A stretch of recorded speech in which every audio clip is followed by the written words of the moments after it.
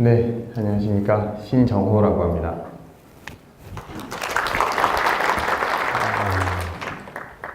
제가 지금 장표를 이렇게 쭉 만들면서 어저께 혼자서 한번 리허설 한번 해봤거든요. 시간이 굉장히 많이 오버되더라고요. 그래서 순간순간 빠르게 진행하는 부분들은 양해 부탁드리고요. 지금 점심 드시고 나셔서 굉장히 많이 졸리실 텐데, 졸리시지 않게 재미나게 한번 제 경험을 공유해 보도록 하겠습니다. 제가 굉장히 위험한 주제를 가지고 이야기를 하는 것 같아요. 애자일이라는 단어를 버려야 한다. 되게 좀 자극적이죠. 여기 계신 분들 중에 분명히 애자일에 대한 방법론을 많이 아시고, 또 프로젝트에서 애자일 방법론을 통해서 성공적으로 잘 수행하신 분들도 있을 거라고 생각을 해요. 그런데 여기서 말하는 애자일을 버려야 한다는 것은 애자일 자체에 되게 좋은 영향들, 그리고 본질적인 내용들을 버려야 한다가 아니라 애자일의 형식적인 부분들, 그리고 형식에 너무 심취해서 그런 것들을 먼저 생각하는 것에 대해서 버려야 한다라고 이제 말씀을 드리는 거거든요. 뜬금없이 제가 비밀 얘기 하나 해드릴게요. 보행자가 교통사고가 나지 않는 법. 이 이야기를 왜 해야 하냐면, 뒤에서 이제 프로젝트를 우리가 임하는 자세와 비슷하다고 생각을 해서 이걸 먼저 말씀을 드리는 겁니다.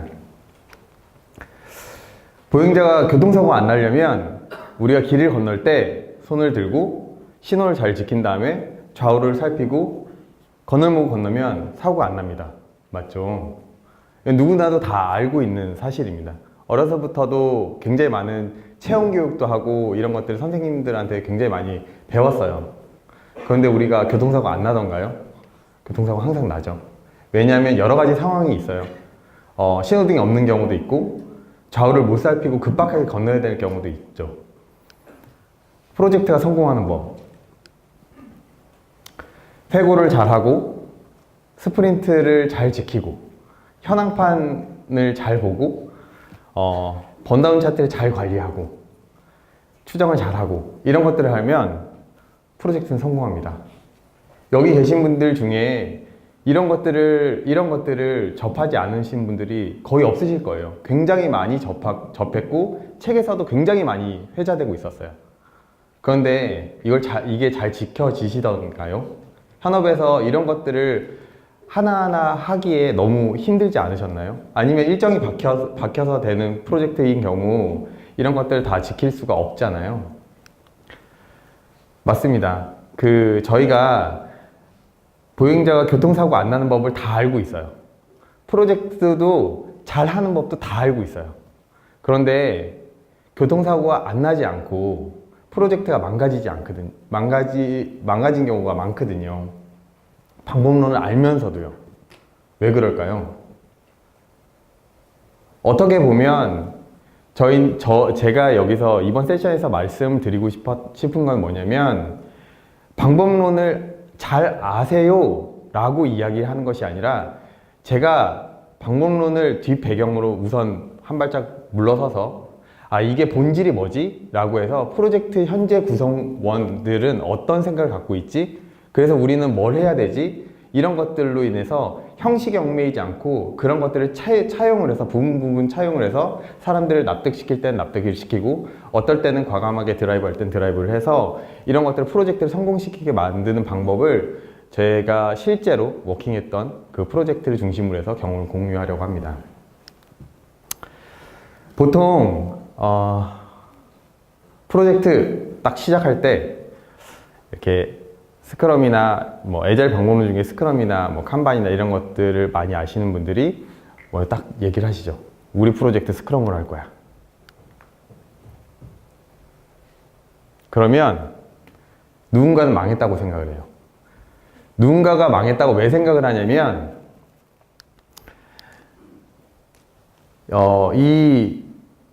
예전에 프로젝트를 진행할 때 스크럼 방법론으로 진행했다가 했던 경험이 있으신 분들, 또는 그런 것들을 통해서 굉장히 피곤해 라고 알고 계시는 분들, 그리고 그걸로 성과를 측정했던 회사에 있었던 분들, 이런 분들이 새로운 프로젝트를 접할 때 어떤 누군가가 리딩을 하면서 우리 스크럼 방법론으로 프로젝트 진행할 거야. 이건 아니지. 이건 칸반으로 해야지. 라고 하는 순간 누군가는 속으로 이건 망했어. 라고 생각하는 경우들이 많습니다. 내색을 안 할 뿐이죠. 그리고 그 프로젝트가 망하고 나면 거봐. 에자일 때문이었어. 거봐. 이거 그냥 말만 하는 뿐이지 실질적으로 프로젝트 성공한 꼴을 내가 못 봤어. 라고 이야기하는 경우들이 많습니다. 보면 조금 더 딥하게 우리가 조금 더 불편한 진실이지만 조금 더 보면 형식으로 에자일의 방법론이 문제가 아니라 에자일의 형식을 먼저 생각을 하고 그거에 치중해서 프로세스를 잡는 게 거의 문제의 핵심입니다. 보면 에자일은 성공할 거야. 스크럼은 당연히 이 세상에서 존재하는 최고의 방법이지. 뭐 이런 얘기로 맹신하는 경우나 또 의미 없는 회의 같은 거. 야, 스탠딩 회의 해야 돼. 스프린트 회의 해야 돼. 회고 반드시 해야지. 이런 그냥 의미 없이 그 회의의 목적이나 이런 거 상관없이 스프린트 회의는 뭐고 데일리 미팅은 뭐고 또 회고는 뭐고 이거 반드시 이 시점에 해야 돼 라고 하는 경우나 그 다음에 추정이 굉장히 어려운 거잖아요. 추정도 마찬가지입니다. 추정도 피보나치 수열로 1, 2, 3, 5, 8 이런 식으로 올라가는데 그거를 추정해봐. 계속 하면은 이거 언젠가 맞춰질 거래 라고 의미 없이 그냥 맹신으로 계속 추정을 하곤 하죠. 사람들은 지쳐 나가 떨어집니다. 제일 안 좋은 게 거칠애적인 시스템 평가예요. 이슈 베이스로 이슈 개수를 얼마나 돈 시키느냐에 따라서 성과를 매기고, 그쵸? 커밋 개수로 성과를 매기고, 이런 것들. 굉장히 안 좋은 거죠. 이렇게 해서 프로세스를 잡아 나가면 굉장히 힘들 수 있고, 반발도 엄청 어마어마하게 많을 수 있습니다. 그래서 사람들은 에자일 그 다음부터는 오히려 에자일의 애자만 꺼내도 손살을 치는 사람들이 많아요. 제가 프로젝트를 진행하면서 가장 힘들었던 그 부분 중에 하나가 에자일을 모르시는 분들이나 방법론을 모르시는 분들은 오히려 쉬워요. 얘기하고 같이 협력하기가 되게 쉬워요. 그런데 실패하신 분들을 같이 프로젝트 구성원을 받았을 때 그 반발이 어마어마해요. 처음부터 반발이 어마어마해요. 그래서 오히려 해가 되는 경우들이 많습니다. 문제는 에자일이 아니라 에자일의 형식을 치중하고 있는 그 점이 문제인 거죠. 그래서 저희가 배민 라이더스라는 서비스를 오픈을 했는데요. 거기서는 에자일 방법론의 베스트 프랙티스 중에 몇 가지를 형식을 뒤로 하고 사람들한테 이런 식으로 우리 해보자, 이런 식으로 해보자 이렇게 그 방법에 대한 이야기만 했지 형식은 뒤에다 뺐었거든요. 그런 것들에 대해서 공유를 하고 메인 개편이라고 이제 배민 2.0 프로젝트에서도 마찬가지 프로세스를 공유를 해서 성공적으로 일정 기간 내에 정확하게 런칭을 했던 경험들을 공유해 보도록 하겠습니다. 굉장히 많은 이야기가 있어요. 저희가 프로젝트를 몇 개월간, 수개월간 하면서 굉장히 많은 이야기가 있는데 그 중에서 3가지만 추려서 이야기를 해보려고 합니다. 첫 번째는 역할, 프로젝트 구성원들의 역할, 그 다음에 프로젝트 구성원을 둘러싼 외부에서 어떻게 커뮤니케이션 했는지에 대한 것. 두 번째는 이 프로젝트가 어떤 스케줄링을 갖고선 일을 했는지. 세 번째는 그 단계마다 저희가 스프린트를 막 변형을 했거든요. 어떨 때는 스프린트를 다 날려버리고 새로 스프린트를 짜는 경우도 있어요. 스프린트 중간에.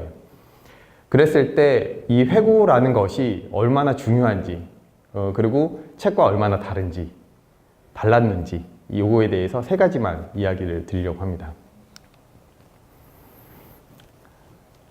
지금 요 가운데 있는 게 TF 룸이었고요. 저희는 참치잡이 배라고 불리우는 TF 룸입니다. 저기에서 수개월간 먹고 자고를 했죠. 그리고 이제 저희가 프로젝트를 진행하면서 위에는 샤워 시설이고요. 제가 좋아하는 샤워 시설이고 밑에는 이제 제가 프로젝트를 진행하면서 열심히 해보자는 의미로 컨셉을 잡았는데 이제 슬램덩크 많이 쓰곤 하죠. 슬램덩크가 이제 라인 중에 그 메시지 중에 이런 얘기가 나와서 저를 컨셉으로 해서 배민 라이더스가 TF가 시작을 했었죠. TF 구성원들 이제 마지막 회고 때 찍은 사진인데요. TF 구성원들 중에는 거의 대다수가 에자일을 잘 모르시는 분들이었고, 그 중에는 이제 어느 정도 그냥 책으로만 본 정도, 그리고 에자일을 경험한 사람은 한 2사람 정도밖에 되지 않았습니다. 첫 번째, 역할에 대해서 말씀을 드리도록 하겠습니다. 역할, 스크럼 역할 가장 먼저 생각하는 게 SM, 스크럼 마스터 많이 생각하죠. PO 많이 이야기를 하시죠. 근데 프로젝트에서 뭐 PM도 있고 PL도 있죠. 이걸 먼저 생각합니다. 그럼 우리 스크럼 마스터는 누가 해? PM은 누가 하지? PL은 누가 하지? 물론 중요합니다. 근데 직책이 중요한 게 아니라 역할이 중요하다는 거죠. 어떤 역할이면 저 3가지입니다. 전반적으로 누가 파악을 다 하고 있어. 이거와 그 파악을 기반으로 해서 어떤 결정을 내릴 수 있어. 그리고 결정을 내렸으면 그건 책임은 누가 질 거야. 이 3가지 역할을 아는 사람이, 이 3가지 역할을 해야 될 사람이 필요한 거죠. 그게 이름이 스크럼 마스터가 됐던 뭐 PM이 됐던 PL이 됐던 상관없습니다. 첫 번째, 그 중에 파악에 대해서 말씀을 드리도록 할게요. 이 파악이 되게 중요한 건데요. 저희가 파악을 뭐 잘해야지, 물론 잘해야죠. 근데 왜 잘해야 되냐면, 파악을 하지 못하면, 현재 상황을 파악하지 못하면 나중에 예상을 못해요. 예상을 못하면 그 예상을 바탕으로 해서 대외적으로 의견을 제시할 수가 없어요. 구체적인 모습들을 보여드리겠습니다. 파악을 하기 위해서 저는 이런 것들을 아우릅니다. 실질적으로 프로젝트가 시작이 되면 현재 정책은 뭐야? 정책 중에 부러뜨려야 될 건 뭐야? 거기에서 구체적인 요구사항들은 뭐야? 이런 식으로 얘기를 하고요. 뒤에 백단에 저희가 뭐 서버 사이드, 클라이언트 사이드가 있잖아요. 그러면 클라이언트 사이드는 디자이너가 디자인된 걸로 UI적으로 많이 보이니까 어느 정도 이게 진행사항이 보이잖아요, 파악이. 근데 서버 사이드는 잘 안 보이죠. 그러면 클라이언트와 서버 사이드의 프로토콜이 지금 모킹되어 있는지, 아니면 현재 요즘에 모킹되어 있지 않고 현재 구현된 건 뭔지를 파악을 합니다. 또한 저희 테스트 케이스, 각 기능별로 테스트 케이스, 저희는 개발 완료가 테스트 케이스 수행 완료, 그러니까 여기서 얘기하는 단위 테스트를 말하는 게 아니라 각 요구사항에 매핑되는 테스트 케이스들이 뭐 1000개면 1000개, 500개면 500개 이렇게 쭉 나열되거든요. 엑셀 시트로. 그거를 다 완료돼야 개발 완료로 보는 거예요. 또 현황판 중심의 데일리 미팅을 하고 있는데요. 이게 보시면 현황판 중심으로 데일리 미팅을 하는 모습입니다. 매일 아침 데일리 미팅을 하게 되는데, 그때는 보통 이렇게 하죠. 어제 제가 한 일은 뭐고요, 오늘 제가 할 일은 뭡니다. 끝. 다음 사람이요, 이렇게 얘기를 하잖아요. 저희는 그렇게 하지 않고요, 현재 현행판에 있는 투두 리스트에 있는 것과 인프로그레스에 있는 것들의 이슈 번호로 얘기를 합니다. 1800번 이슈 제가 지금 진행하고 있는데 여기서 리스크는 뭐고요, 아니면 리스크가 없으면 이거 진행 중입니다. 끝. 더 이상 얘기하지 않아요. 리스크에 대한 것만 얘기하고 진행사항이면 진행사항, 현황판을 보면 다 알 수 있으니까요. 그리고 그때 사람들은 지금 저 사람이 뭘 하고 있구나 명확하게 알 수 있어요. 명확하게. 네. 대신에 이슈가 저 하나의 지라 이슈가 구체적이지 않은 경우들이 있어요. 그런 것들을 좀 더 세분화시키는 작업들을 해야겠죠. 어쨌든 이런 식으로 진행을 하고 있고, 데일리 미팅 기록은 항상 적고 있습니다. 왜 적어야 하냐면, 나중에 회고에서도 말씀드리겠지만, 저 데일리 미팅의 그 기록이 나중에 회고 때 쓰여요. 그래서 이렇게 하고 있고요. 스탠딩, 저 신바라 TF 같은 경우에 8번의 스프린트를 돌았고 7번까지 명시를 했었거든요.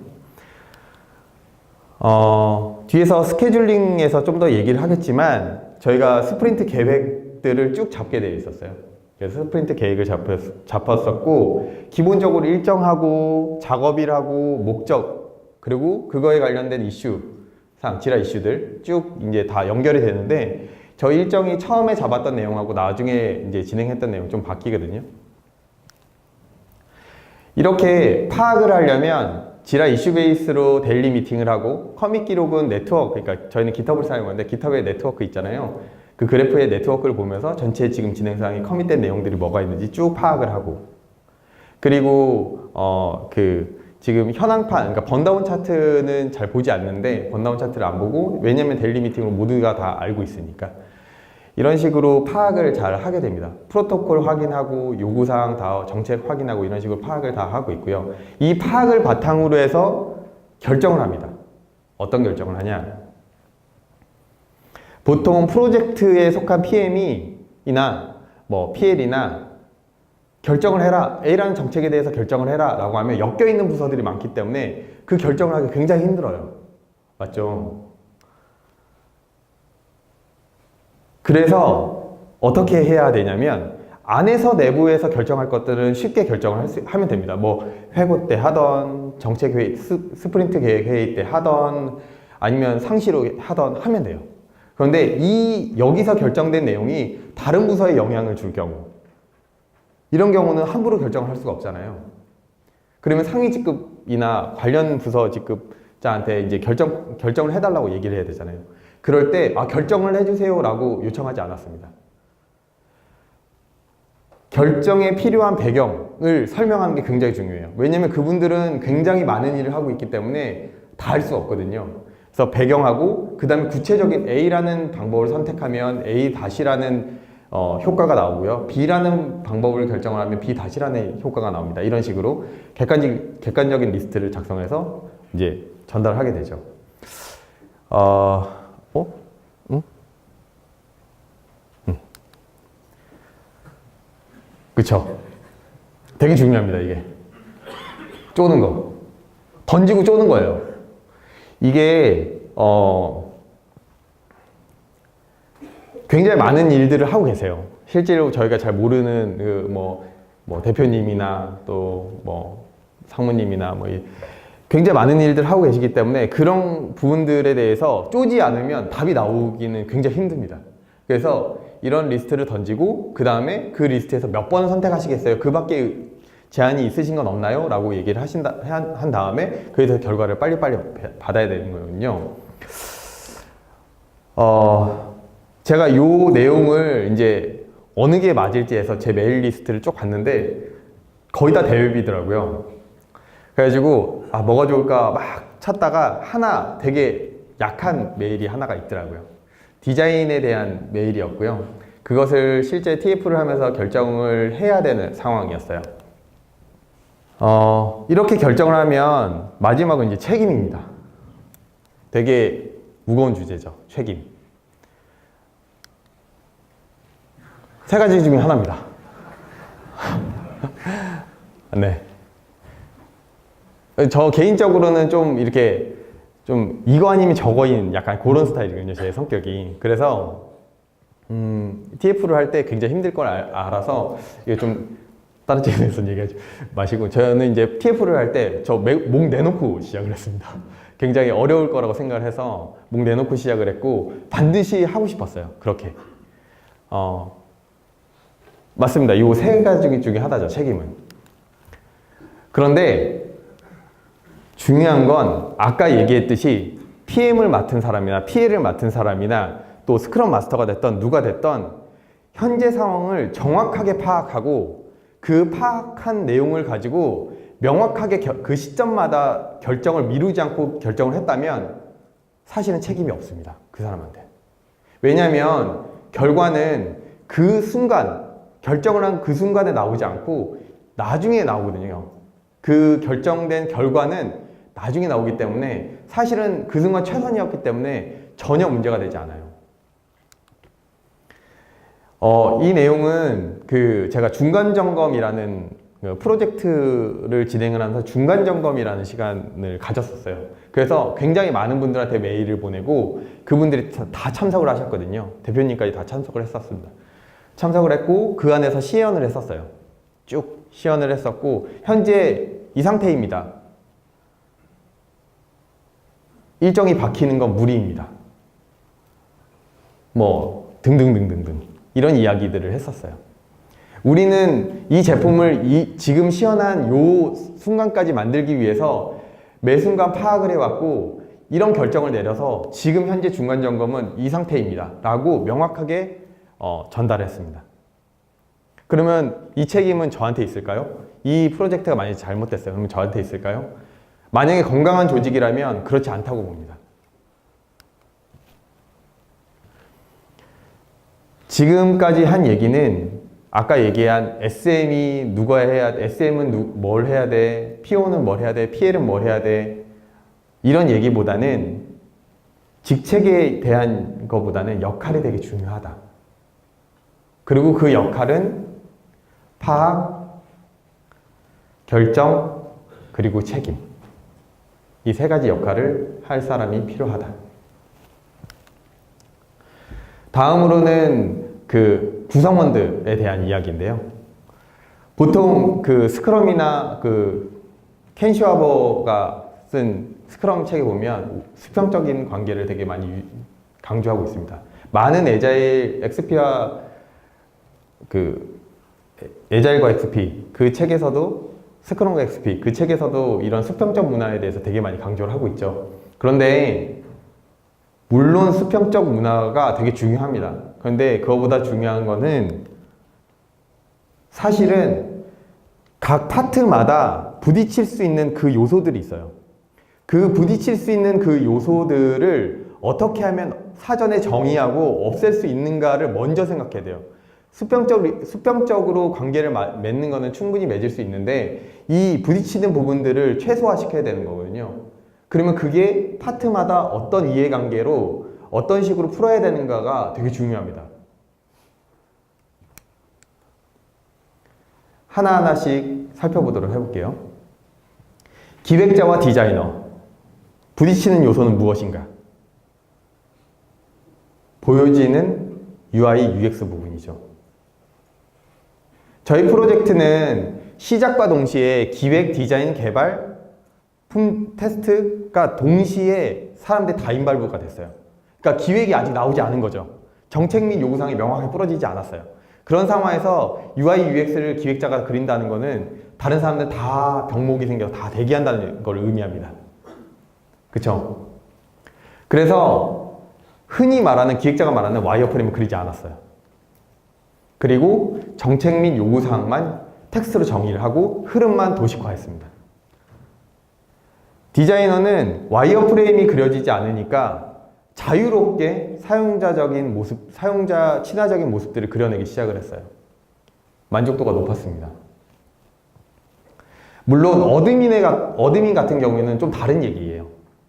이거 같은 경우에 어드민은 좀 다른 얘기입니다. 그래서 뒤에 보이는 지금 저 세 가지가 이제 정책 및 요구사항의 그 텍스트로 쓰여진 내용들인데요. 이만큼이었어요. 처음 받은 게. 읽기도 되게 힘들더라고요. 두 번째는 기획자, 개발자, 품질 책임자. 여기서 충돌 나는 건 뭘까요? 충돌 나는 건 뭐냐면 이겁니다. 나는 이렇게 생각하지 않았어. 뭐? 이렇게 생각하지 않았다고? 이거죠. 요구사항을 막 썼어요. 그리고 개발자는 막 개발을 했어. 근데 아웃풋이 딱 나왔더니 아 이건 아니었어. 이런 거 있죠. 그리고 성능상의 이슈도 있죠. 성능상으로 나는 이게 그냥 나오기만 하면 됐어 라고 생각하는 사람이 있고 이거는 성능상의 리스크가 있기 때문에 이런 조건을 만족해야 돼 라고 생각하는 경우도 있죠. 그래서 이런 것들을 다 이런 회색 영역이라고 불리우는 이런 부분들을 해결할 수 있는 사람은 품질 책임자입니다. 굉장히 중요해요. 테스트 케이스들을 만들어내는 그 센스가 개발자는 개발의 센스가 뛰어나지만 품질 책임자는 제품의 센스가 엄청나게 뛰어나기 때문에 이들을 믿고 이 테스트 케이스들을 수행하면서 완료, 미완료를 명확하게 해야 개발 완료가 되는 거죠. 이게 되게 중요합니다. 기획자의 언어와 개발자의 언어는 다르잖아요. 뭐 화성에서 온 기획자랑 금성에서 온 개발자 뭐 이런 거 얘기 있잖아요. 그런 것들을 이해관계를 줄여줄 수 있는 사람 역시 품질 책임자입니다. 뿐만 아니라 기획 리뷰, 저희 디자인 리뷰, TC 리뷰 이 세 가지 리뷰를 하게 되는데 그 리뷰마다 다 공통적으로 다 모든 사람들이 다 들어와서 그 요구사항이나 디자인이나 테스트 케이스에 대해서 굉장히 충분한 이해를 가지는 시간들을 갖습니다. 그래서 충돌 나는 부분을 최소화시키는 거죠. 아까 얘기했듯이 기획자와 품질 책임자, 여기서 충돌 나는 건 뭘까요? 여기서 충돌 나는 거는 정책이 정해지지 않는 경우, 굉장히 정책이 정해지지 않으면 상상의 나래를 펴야 되고 상상의 나래를 피면 테스트 케이스는 수만 가지가 나옵니다. 그렇기 때문에 정책이 정해져야 한다. 근데 정책은 이거는 다른 쪽에 의사결정을 받아야 되고요. 이건 연동 이슈가 있고요. 이런 식으로 해서 계속 미루게 되면 테스트 케이스를 만들 수가 없어요. 구현은 어느 정도 대충 이렇게 만들 수 있죠. 물론 정책이 안 정해지면 확 바뀌긴 하지만 어쨌든 그래서 데일리로 정책회의를 잡기 시작을 했어요. 매일 6시 퇴근. 네. 굉장히 힘든 시간이었습니다. 근데 저 정책회의를 하면서 처음에는 그게 엄청나게 부담이었지만 프로젝트 중후반으로 가면서 정책회의는 점점 없어지게 되어 있었어요. 어쨌든 저희 품질 책임자가 늘 하는 얘기였어요. 메인 품질 책임자가. 왜죠? 이거 왜 그런 거죠? 이런 얘기를 한 100번, 1000번 이렇게 하곤 했습니다. 굉장히 많이 싸운 사람들이죠. 네. 앙숙관계. 네. 디자이너와 개발자. 저 중간에서 굉장히 힘들었습니다. 이 말리느라고. 근데 디자이너와 개발자가 동시에 바라는 것은 좋은 제품을 만들기 위해서 둘 다 그렇게 원해요. 그런데 디자인 QA를 저희는 거치거든요. 물론 다른 분들 다 거치겠죠. 디자인 QA를 거치면서 야 이거는 이렇게 UI가 나오면 안 돼. 이건 애니메이션이 이런 식으로 되면 안 되고 이거는 트랜지션 이상해. 이런 얘기들 많이 합니다. 그럼 개발자는 어떻게 얘기하냐면 나도 알아. 몰라서 그런 거 아니야. 근데 시간이 너무 많이 걸려. 이런 얘기를 하게 됩니다. 그래서 저희는 어느 정도의 밸런스를 맞추기 위해서 디자이너가 포기해야 될 거, 개발자가 포기해야 될 거, 개발자가 최대한 맞춰야 될 것들을 정리를 밸런스를 맞추고 이건 투두리스트로 작성을 한 다음에 여기서 구현하지 못한 거, 스프린트 1에서 구현하지 못한 건 스프린트 3에 넣고 스프린트 3에서 구현하지 못한 건 스프린트 7에 넣고 7에 넣지 못한 것들은 아예 이후 개선 과제로 넣자. 뭐 이런 식의 정리들을 했죠. 물론 불만은 있었겠죠. 왜냐면 온전히 다 그 자신의 생각이나 이런 것들을 다 표현하지 못했으니까요. 어쨌든 투두리스트 관리가 되게 중요합니다. 제일 힘들었습니다. 최고 의사결정자와 TFT 충돌을 하는 건 뭘까요? 일정이죠, 일정. 네. 근데 저희가 생각해야 되는 건 뭐냐면 지금 너무 힘들어요. 시간 한 달만 더 주세요. 먹히지 않습니다. 전혀 납득도 안 돼요. 여기서 중요한 건 뭐냐면 수치입니다. 수치.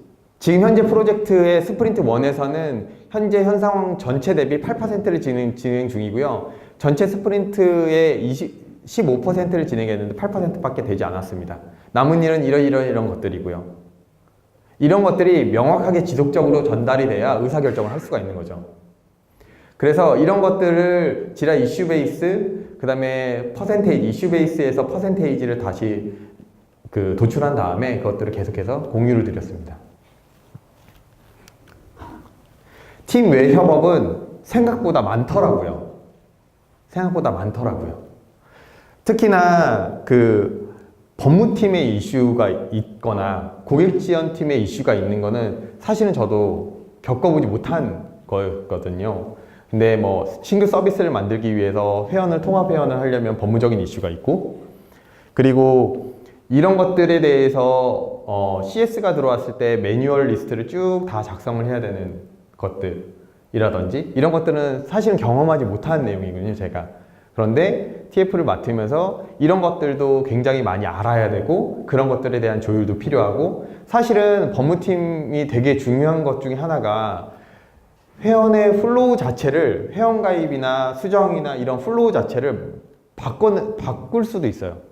그러니까 이거는 뭐 여기서 약관 동의가 반드시 필요하고 그걸 어떻게 고객한테 노출돼야 되며 이런 것들이 사실은 우리는 되게 간단하게 회원가입이 돼야 되는데 그런 것들이 상충되는 거죠. 그러면 고객을 바라보는 제품에 대해서 품질이 떨어질 수도 있는 문제이기 때문에 이런 법적 이슈를 명확하게 알아야 된다는 거죠.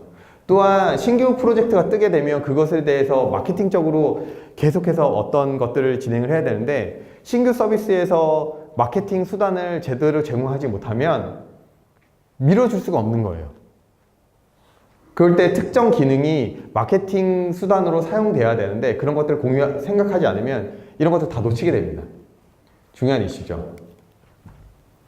그래서 보이는 것서부터 안 보이는 것까지 다 챙겨야 되는 거고, 팀 외적인 부분들은 요거 같은 경우에는 이제 저희가 매장 리스트, 그러니까 매장 리스트의 사진 같은 것들을, 사진의 품질 같은 것들을 신경 쓰지 못하는 경우, 포토팀은 그거에 대해서 다 이제 사진의 상품에 대한 사진들을 다 재촬영해야 되는 문제도 생겼거든요. 그러면 일이 어마어마하죠. 심지어 오픈일을 미룰 수도 있는 문제가 생길 수도 있다는 거죠. 그래서 이런 식으로 제가 놓친 부분도 있었어요. 그래서 팀 외에 여러 가지 협업 상황에서는 놓치는 부분들이 없는지 있는지, 내가 생각하고 있지 않은 부분은 무엇인지를 계속해서 캐물어야 됩니다. 유관부서들한테. 이게 영향을 혹시 줄 수 있는 팀은 어딜까요? 업무는 뭘까요? 이런 식으로 계속 물어봐야 된다는 거죠. 퀵하게 하기 위해서 이 이슈는 저희 배민 라이더스의 디자인 컨셉에 대한 이슈였고, 그 이슈는 전체적인 디자인 컨셉이 잡히는 문제라서 굉장히 오랜 기간 동안 결정이 안 됐고, 그 결정을 내리기 위해서 굉장히 좌충우돌한 경험이 있었습니다. 앞서 얘기했듯이 저희가 관계에 대한 것이나 팀 내 관계에 대한 것이나 이런 것들은 수평적 문화가 물론 중요하다. 그런데 그거보다 더 중요한 것은 각 파트별로 충돌나는 것이 무엇이 있는지를 관리하고 그 관리된 솔루션을 제공해야 된다는 게 더 중요하다는 겁니다. 첫 번째 끝났습니다. 첫 번째 끝났는데요. 두 번째 이제 스케줄링에 대한 이야기를 연이어서 해보도록 하겠습니다. 잠시만요.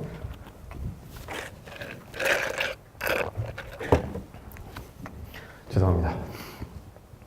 두 번째 스케줄링에 대한 이야기인데요.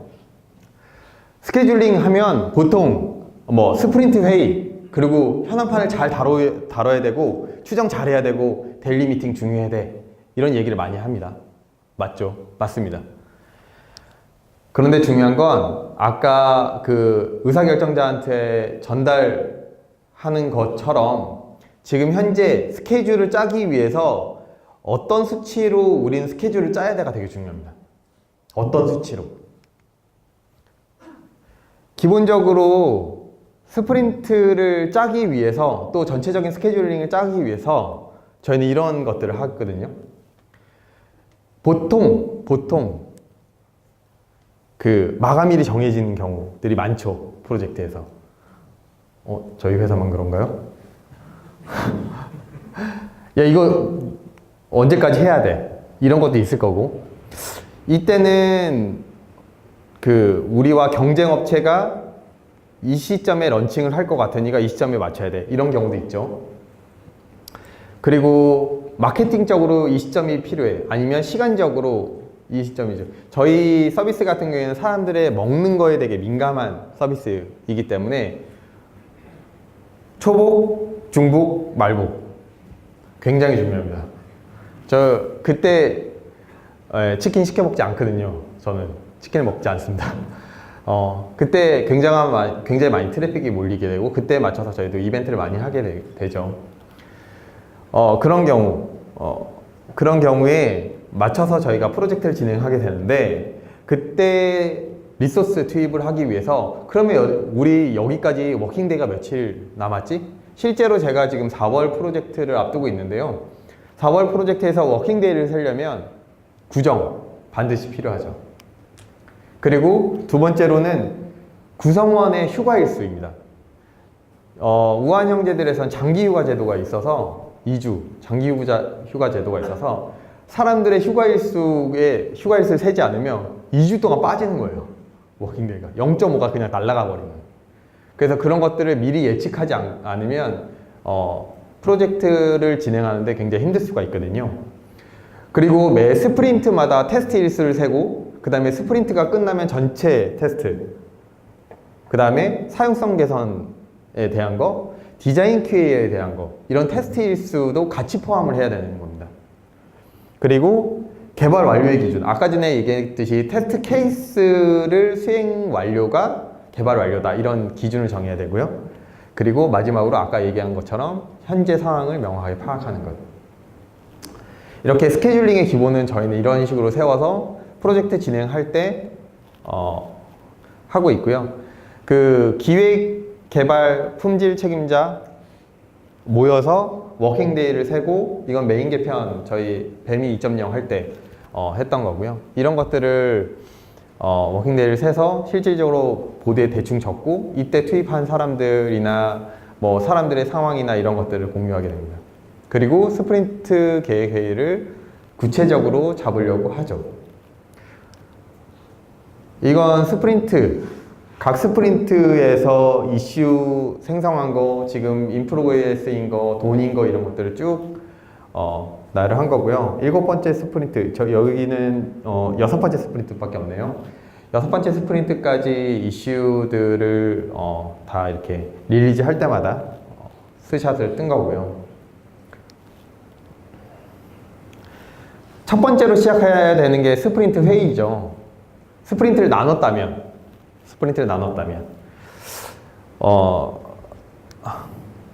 첫 번째 스프린트 회의는 뭐 그럴 수 있습니다. 그런데 두 번째 스프린트 회의부터 보통 회고를 하니까, 회고를 하고 다음날 스프린트 회의를 하면 이틀이 빠집니다. 저희는 스프린트를 뭐 2, 3주 단위로 하게 되면 2, 3주에서 이틀은 굉장히 큰 시간이거든요. 현실적으로 맞지 않습니다, 잘. 그리고 워킹데이 셀 때 스프린트 회고 이 날짜를 이틀씩 뺀다는 건 굉장히 소모적일 수 있거든요. 그래서 하루에 다 몰아서 합니다. 회고를 하고 나서 바로 스프린트 회의를 합니다. 그래서 하루 종일 그때는 회고와 스프린트 회의를 하는데, 나중에 회고에 대한 이야기나 스프린트 회의를 여기 얘기할 텐데, 스프린트 회의에서 가장 중요한 건 정책하고 요구사항을 먼저 얘기하고, 그거에 대해서 구현 지금 돼, 안 돼, 막 이런 얘기들을 쭉 하게 되거든요. 그리고 모호한 상황, 정책이 풀어지지 않은 것들도 다 수면 위로 올립니다. 그래서 스프린트 회의 때 이런 것들에 대해서 명확하게 하고, 각 개인별로, 각 파트별로 나눠서 얼마나 걸릴지를 다시 정하게 되죠. 그래서 전체적인 스프린트에 뭐 3주 이렇게 몇 월 며칠부터 몇 월 며칠까지 이렇게 잡혀 있지만, 정책하고 요구사항을 받고 나서 그 스프린트의 일정, 처음에 잡았던 스프린트 일정은 언제든지 바뀔 수 있습니다. 중요한 건 이거예요. 저희가 스프린트를 정할 때 전체적인 흐름을 보고 한 바퀴를 더 돌리는 스프린트 계획이 있을 거고요. 각 개별적으로 딱딱딱딱 끊어서 나오는 경우가 있어요. 첫 번째 케이스는 어떤 케이스냐면, 정책 및 요구사항이 명확하게 떨어지지 않은 상황에서 프로젝트를 시작할 때 첫 번째를 보통 씁니다. 저희 경험상. 두 번째는 뭐냐면, 정책도 완전히 다 잡혀있고 디자인도 얼추 거의 되어 있는 경우, 적어도 첫 번째 스프린트와 두 번째 스프린트 50% 이상은 되어 있는 경우는 두 번째를 쓸 수 있습니다. 그래서 현실적으로 첫 번째 그 스프린트 방법을 쓰는 게 현실적으로 굉장히 많이 빈번하죠. 왜냐하면 정책 및 요구사항이 명확하게 정해지거나 디자인을 먼저 처리해야 되는 경우들이 적으니까요. 그리고 스프린트를 진행을 할 때 중심되는 그 파트가 있어요. 아까 얘기했듯이 부분 미완성이지만 흐름을 먼저 보이는 스프린트를 택한 경우에는 초반에는 기획 중심으로 스프린트가 진행될 수밖에 없습니다. 왜냐면 정책하고 요구사항이 전혀 정해지지 않은 상황에서 얘를 막 치고 가야 되니까. 그리고 두 번째 이제 한 중간 정도 되면 정책 및 요구사항이 다 잡혀있기 때문에 구현에 열을 쏟습니다. 그래서 스프린트 중심이 구현으로 막 쏠리게 되어 있어요. 그리고 어느 정도 구현이 되고 한 바퀴를 딱 돌려야 되잖아요. 한 바퀴를 딱 돌리고 두 번째 바퀴를 딱 돌리는 순간 테스트 케이스가 중심으로 잡습니다. 그래서 한 바퀴 돌았을 때 테스트 케이스의 몇 %까지 완료가 됐어서 그 나머지들은 한 바퀴 다시 돌 때 정리를 하려고 했으니까 그 테스트 케이스 중심으로 막 또 스프린트가 진행이 되죠. 실제로 저희 배민 라이더스 같은 경우에는 총 8번의 스프린트가 일어났고 5번의 스프린트를 종료 후에 한 바퀴가 다 돌았어요. 그리고 나머지 3번의 스프린트에서 한 바퀴를 다시 돌렸어요. 마지막 스프린트는 거의 이 프로세스를 지키지 않고 진행을 했습니다. 중요한 건 스케줄링을 할 때 중요한 건 지금 현재 스케줄을 잡으려고 하는 베이스, 그러니까 그 원천 데이터가 뭐야? 어떤 걸 중심으로 스케줄을 잡는 거야가 중요합니다. 세 번째, 회고에 대한 이야기인데요. 많이 들어보셨죠? 회고, 서로의 감정에 다치지 않고 보다 나은 스프린트를 위해서 회고를 준비한다. 맞는 말입니다. 다치면 안 되죠. 그래서 흔히 우리는 좋은 점, 나쁜 점을 포스트잇에다 적어서 이런 식으로 하죠. 거의 다 이런 식으로 하시죠. 맞죠?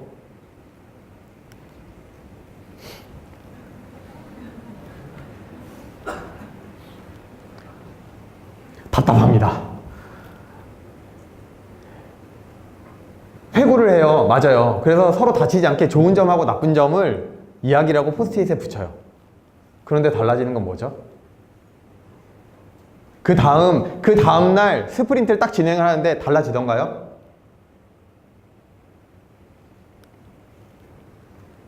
보통 이렇게 얘기하죠.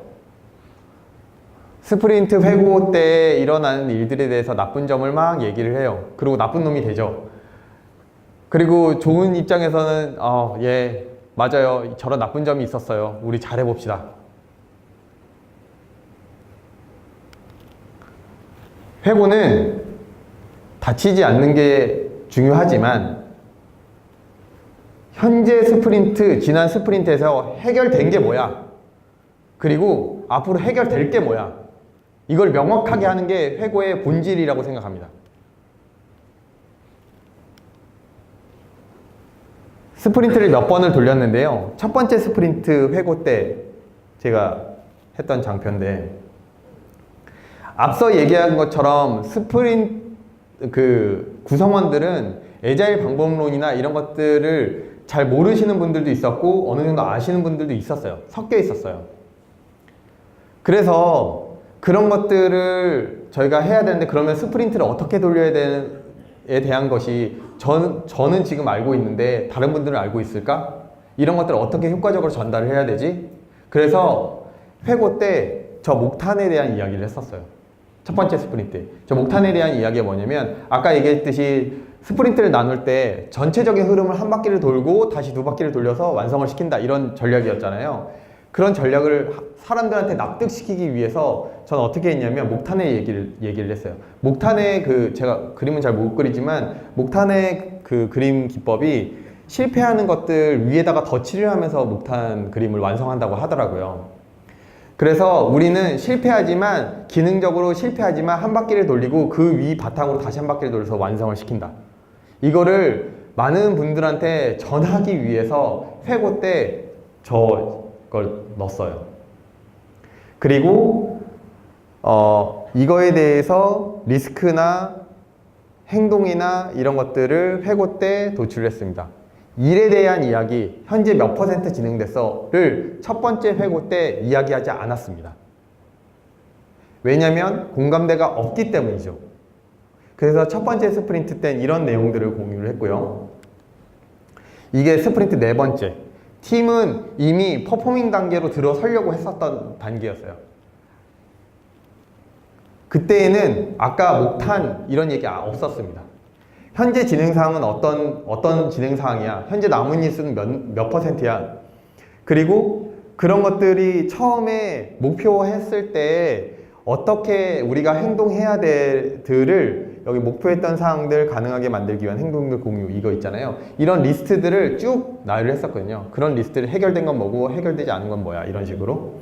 그리고 아까 스프린트 1에서도 했던 스프린트 리스크 무엇인지 살펴봅시다. 이 내용이 똑같이 들어갔습니다. 이걸 계속 관리를 했어요. 왜 얘를 관리를 했을까요? 스프린트를 진행하면서 업무적으로 힘들었던 것이 있나요? 스프린트를 진행하면서 사생활은 안녕했나요? 파트별 소통에는 이상이 없었나요? 이 얘기를 왜 했을까요? 프로젝트가 누가 봐도 굉장히 힘든 프로젝트였기 때문이에요. 프로젝트 중요하고 아웃풋 중요하죠. 그런데 그거를 구성했던 그 사람들이 나가 떨어지면 프로젝트는 그냥 황입니다. 사람이 되게 중요하니까요. 그래서 이것들을 회고 때 명확하게 계속해서 물어보고 그랬어요. 물론 저도 이 내용이 나올 때 하소연을 했죠. 그리고 마지막 스프린트 때 좋은 점, 나쁜 점 흔히 말씀하시는 이런 것들을 시합했습니다. 그리고 이 프로젝트가 끝나고 나면 우리는 이 아웃풋을 가지고 다음 프로젝트를 할 때 교훈을 얻어서 진행하자는 그런 목적으로 이 회고 방식을 취한 겁니다. 왜냐하면 어떤 프로젝트 앞으로 있을지도 모르고 이런 것들이 모여서 앞으로 일어나 언젠지 모르겠지만 앞으로 일어날 때 영향을 줄 것이다 라고 벙벙한 이야기들이지만 그런 것들이 영향을 주라고 이걸 한 거죠. 이때 사용해야 된다고 생각합니다. 저는.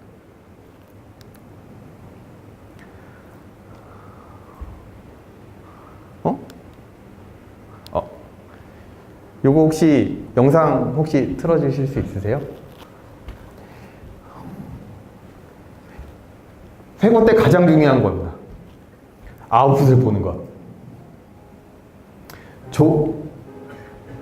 좋은 점, 나쁜 점을 얘기하는 것이 아니라 현재 우리가 지금 진행한 거가 해결된 게 뭐야를 보면 해결된 건 뭐죠? 프로젝트의 아웃풋이에요. 그쵸? 아웃풋을 공유하지 않으면 모두가 다 다른 생각을 하고 있을 거예요.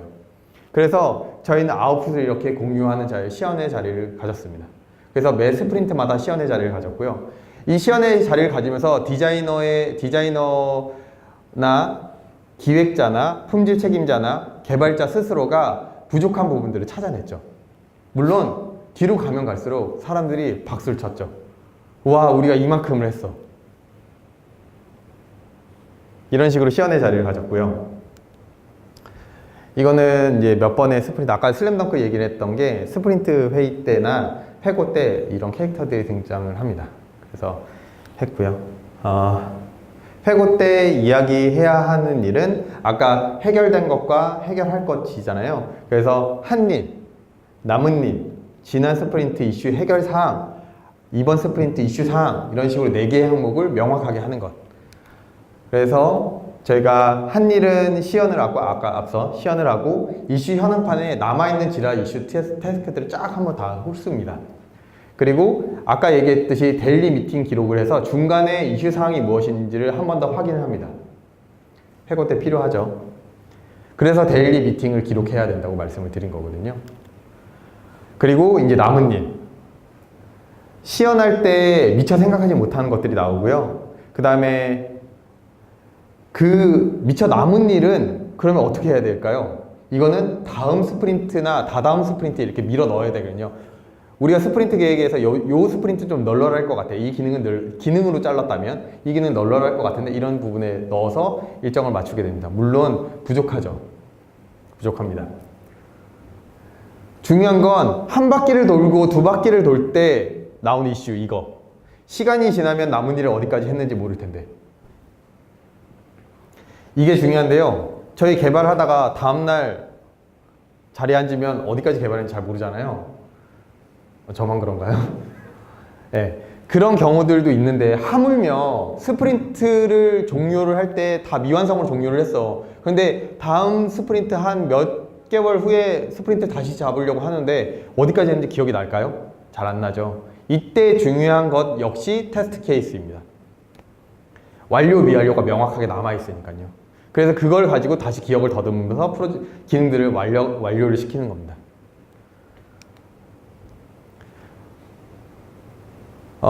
그리고 아까 얘기한 뭐 해결사항 중에 되게 소소한 얘기까지 이 지난 스프린트에 있었던 일들을 하게 되거든요. 근데 여기서 보시면 여기 집중 중 이렇게 써있죠. 이게 뭐였냐면 첫 번째 스프린트에서 사람들이 정책도 잡히지 있지 않고 막 이러니까 소를 키워야 되는데 소를 못 키우겠는 거예요. 이게 뭐 개발을 하거나 디자인을 집중해야 되는데 계속 회의에 옆에 여기저기서 회의를 계속 하니까. 그래서 스프린트 회고 때 집중하는 시간을 가졌으면 좋겠어요. 라고 해서 집중할 때는 그러면 우리가 이런 집중 중이라는 것들을 모니터 위에 올리든지 자리하면 사람들이 회의 요청을 하지 말자라고 해서 이제 한 거고요. 나중에 없어졌죠. 왜냐면 퍼포밍 단계에 들어서면 눈빛만 봐도 알거든요. 뒤통수만 봐도 압니다.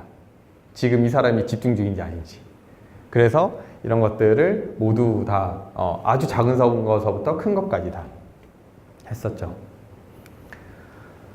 그래서 저희는 중요한 것은 회고는 해결한 것과 해결될 것을 명확하게 하는 데 기준을 삼고 그 기준을 삼아서 커뮤니케이션 할 때 서로 다치지 않게 감정적인 부분들은 최대한 배제하고 이런 리스트를 잘 관리하면 됩니다.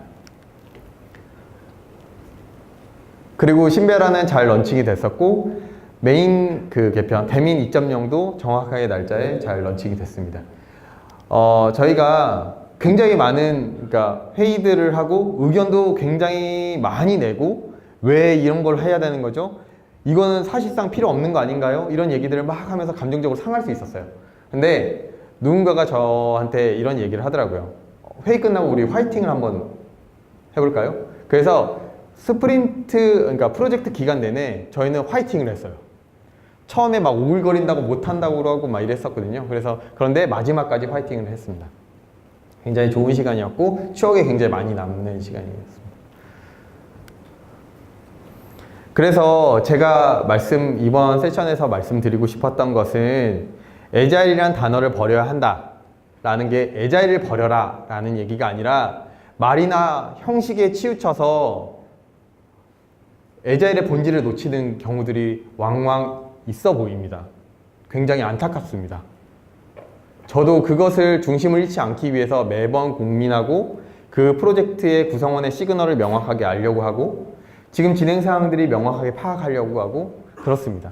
근데 그것은 단순히 말이나 형식으로 해결될 게 아니라 지속적으로 끊임없이 계속해서 관심을 가져주고 행동을 해야 그게 내재화가 된다고 생각합니다. 그래서 애자일이라는 단어를 버려야 한다는 이야기는 애자일의 형식에 치우치지 말아달라는 그런 메시지를 전달드리고 싶어서 이번 세션에서 이 주제를 가지고 이야기를 한 겁니다. 도움이 되셨으면 좋겠습니다. 진심으로. 감사합니다. 애자일이라는 이름의 형식을 버리는 효율적인 업무 방법에 대해 소개해 주셨는데요. 질문 있으신 분들 질문 부탁드립니다.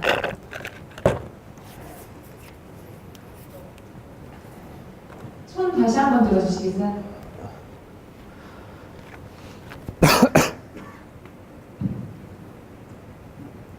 네, 발표 잘 들었습니다. 일단 배달의 민족 쓰는 엔드 유저로서 메인이 어느 순간 바뀌어 있더라고요. 네, 참 고생 많으셨고 감사합니다. 참 이쁘다고 먼저 말씀드리고 감사합니다. 싶습니다. 예, 고생 많이 했고요. 일단은 스케줄링 관련 질문 좀 드리고 싶어요. 네네. 예, 아무래도 김봉진 대표가 주 35시간 근무제를 아마 스프린트 중간에 발표했을 거라고 생각이 들어요. 아마 이 일정상, 그렇죠? 네, 정확합니다. 예, 그러면은 보통은 가뜩이나 일정도 없는데 주 35시간 근무제를 발표를 해버리면은 세 가지 경우의 수가 나와요. 일정을 늘리냐, 총량을 줄이냐, 아니면 둘 다 안다고 TF는 예외다. 아니면 그 또 다른 사례가 있었는지 아마 그분이 제가 봤을 때 페인킬러였던 것 같은데 어떠셨나요? 지금 녹화되고 있나요? 삭제하겠습니다. 네. 결론적으로 말씀을 드리면 일정이 늘어났습니다. 일정이 늘어났고요. 제가 이런 고민을 털어놓은 적이 있어요. 제가 이제 팀 리딩을 하고 있을 때 저희 이제 CTO님한테 고민을 털어놨어요. 아니 도대체 이게 무슨 이런 이야기를 드렸어요. 어떻게 하란 말입니까? 공감하고 계셨고요. 그것에 대해서 아까 전에 정량적인 수치를 계속 했다고 그랬잖아요. 그걸 기반으로 해서 다시 얘기가 됐었습니다. 물론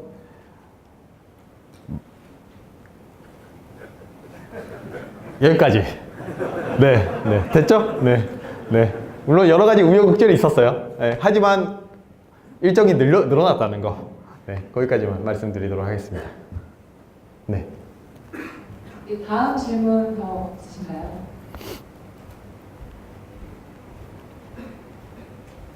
네, 그러시면 회의 때마다 화이팅을 외치시는 게 가장 인상 깊으셨다고 하니까 저희도 화이팅을 외치면서 신정환 팀장님의 발표를 마무리하겠습니다. 저 혼자 되게 어색한 거 아시죠?